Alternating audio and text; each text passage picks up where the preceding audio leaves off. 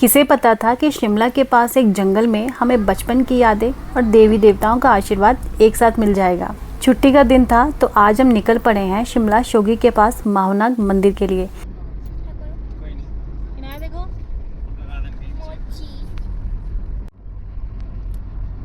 हम सोलन से निकले हैं और अब कंडाघाट हम पहुंचने वाले हैं। कंडाघाट के ऊपर यहाँ पर एक फ्लाईओवर बन रहा है जो शिमला की तरफ कनेक्ट करता है। कंडाघाट आए और लक्ष्मण जी की मशहूर बेसन की बर्फ़ी ना खाए ऐसा हो ही नहीं सकता।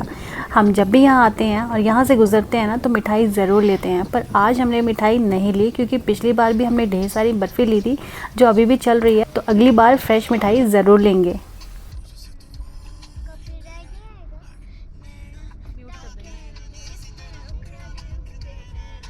तो दोस्तों आईटीबीपी हेडक्वार्टर के ठीक पास से ना एक रास्ता नीचे की तरफ जाता है जो हमें सीधा माहुनाग मंदिर की ओर लेकर जाता है। एक तरफ देश के जवानों का पहरा है और दूसरी तरफ भगवान का मंदिर। सच में इस रास्ते की वाइब भी कुछ अलग है। ये जंगल से भरा हुआ रास्ता है जहाँ पर आपको जंगली पेड़, फूल और पौधे मिलेंगे और जंगल के बीच से गुजरते हुए ना हमें बहुत ही अच्छा लग रहा था। यानी कि पेड़ पौधों को देखकर अच्छा लग रहा था, ठंडी ठंडी हवाएं चल रही थी और जंगल के बीच से होते होते हम पहुंच गए सीधा माहुनाग मंदिर।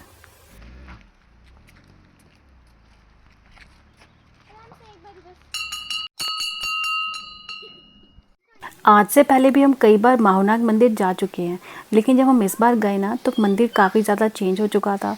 इसे और सुंदर बना दिया गया था और अंदर से भी काफ़ी सारी चीज़ें चेंज हो चुकी थी और मंदिर में कंस्ट्रक्शन का काम भी चला हुआ था। और मंदिर के बाहर ही एक बोर्ड लगा था जिस पर लिखा था कि फ़ोटो खींचना और वीडियो बनाना दोनों मना है मंदिर के अंदर। तो इसलिए हमने ना तो वीडियो बनाई है ना ही कोई फ़ोटो ली है। और ये वापसी का नज़ारा है, मैं आपको ऊपर से दिखा देती हूँ कि मंदिर किस तरीके से नज़र आ रहा है। अब यहाँ पर हस्बैंड और मदर इन लॉ ना कुछ रिकॉर्ड कर रहे थे फ़ोन में, तो पहले मुझे समझ में नहीं आया कि ये रिकॉर्ड कर क्या रहे हैं। फिर जब मैंने सामने की तरफ देखा ना फिर मुझे पता चला कि ये क्या रिकॉर्ड कर रहे हैं। माहुनाग मंदिर के दर्शन के बाद जब आप बाहर आएंगे ना तो यहाँ से नज़ारा आपका दिल जीत लेगा। सामने जो आपको पहाड़ दिख रहा है ना, यानी कि आपको सामने जो फ्लैट जगह दिख रही है ना, वो है शिमला का जुब्बड़हट्टी एयरपोर्ट। पहाड़ों के बीच में ना इतनी ऊंचाई पर बना हुआ ये एयरपोर्ट ना किसी अजूबे से कम नहीं लग रहा था।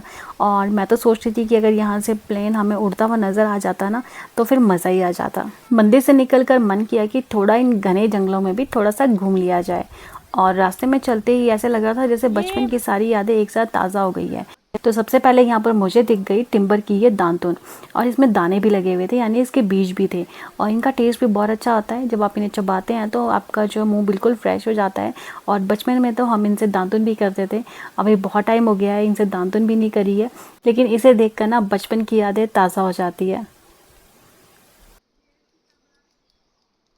अब यहाँ पर मुझे दिखी है एक चिड़िया, तो मुझे समझ नहीं आ रहा था कि क्या है ये। मुझे तो ऐसा लग रहा है कि शायद ये वुड पैकर है, पर मदर इन लॉ कह रहे थे कि ये कबूतर लग रहा है। तो आप मुझे कमेंट में ज़रूर बताइएगा कि ये वुड पैकर है, कबूतर है या कोई और बर्ड है। और यहाँ जंगल के बीच में ना मुझे कुछ और भी नज़र आया, चलिए मैं आपको बताती हूँ। यहाँ पर मुझे दिखी एक बॉडी, यानी कि ये पानी की बॉडी है जो काफ़ी पुरानी लग रही थी। ऐसा लग रहा था कि बहुत साल पुरानी है। और यहाँ पर साथ में शायद एक तालाब जैसा बना हुआ था, लेकिन अभी उसके अंदर पानी नहीं था। और उसके बाद दिख गए मुझे प्यारे प्यारे खट्टे खट्टे मीठे मीठे मिट्ठू। यहाँ पर मैं तो इसे अपनी भाषा में मिट्ठू कहती हूँ, आपकी भाषा में से क्या कहते हैं मुझे कमेंट में ज़रूर बताइएगा। कैसा है बान्या? टेस्टी है। किनारे कैसा लगा आपको? टेस्टी मीठा मीठा है। हम तो इधर इकट्ठे करते थे डोलू भर भर के, बट थोड़ा मुश्किल है निकालना क्योंकि टूट होते हैं। अगर बाल्टी होती तो भर रही थी ना हमने। Low energy. क्या खा रहे हो इनाया? खट्टे पत्ते। ये क्या आपके हाथ में? ये खट्टे पत्ते हैं। आपको अच्छे लगे? ये देखो लगे होते हैं ना तो इसके अंदर होते हैं ना ये, और फिर देखो ऐसा आता है अंदर से ये। तो आज तो मज़ा आ गया, हमने पिकनिक बना लिया ना।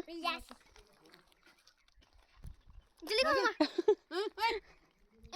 अपनी अपनी अपनी मिलेगा, अपना ही मिलेगा। इसे खाकर तो बचपन के दिन याद आ गए। टेस्ट बिल्कुल वही था, खट्टा मीठा सा। उसके बाद हमें दिख गई एक और चीज़। जी हाँ, ये है काफल और ये है काफल का पेड़। काफल भी खाने में खट्टे मीठे होते हैं, लेकिन इसके अंदर गुट्टी होती है। और यहाँ पर आज पान्या और इनाया ने तो फर्स्ट टाइम काफल खाए हैं। और यहाँ पर पेड़ पर भी काफल लगे तो हुए थे, लेकिन वो अभी ना कच्चे थे। तो यहाँ पर अभी पके नहीं थे। लेकिन जो कच्चे वाले काफ़ल होते हैं वो खट्टे होते हैं, जो पक जाते हैं यानी कि बिल्कुल रेड हो जाते हैं वही वाले काफ़ल बहुत मीठे होते हैं। तो यहाँ पर मुझे भी एक हल्का सा रेडिश वाला काफ़ल मिला था और यहाँ पर मैंने इसे खाया ना तो इसका टेस्ट खट्टा मीठा था, मतलब काफ़ी अच्छा टेस्ट है। मतलब अगर आपके पास बहुत सारे काफ़ल है ना तो उसके ऊपर हल्का सा नमक छिड़को ना और हल्की सी मिर्ची डालो ना तो इसका टेस्ट और भी ज़्यादा बढ़िया आ जाएगा। तो आज तो पान्या और इनाया के भी मज़े आ गए, बहुत सारी उन्होंने नई चीज़ें देखी, बहुत सारी उन्होंने नई चीज़ें खाई है। और शोगी से सोलन वापस आते हुए हमें रास्ते में एक और मंदिर मिला जहाँ पर हमने दर्शन किए और यहाँ पर हम सिर्फ 2 मिनट के लिए रुके थे।